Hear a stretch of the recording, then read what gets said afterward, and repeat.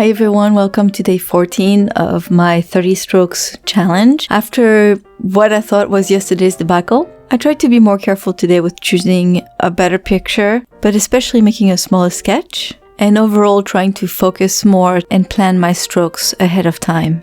So I think it worked pretty well. I did have a mishap at some point where I didn't realize that my camera had turned off by itself, but it only missed a stroke, so it turned out pretty good. And at some point I rinsed my brush and left too much water on it. So when I put the highlight on the eye, it left a white puddle. So at that point I decided to do a do-over. I dabbed the puddle with a paper towel, and of course it removed some of the black paint underneath, but I added the black paint on again and I didn't count that as a stroke, and then I just started over. So technically I counted 30 strokes today and I'm pretty happy with the result. Thank you all for stopping by. I hope you liked this video. Please give it a thumbs up if you did like it. I'll see you tomorrow with day 15. We're halfway through. Yay! Have a wonderful day, everyone. Bye-bye.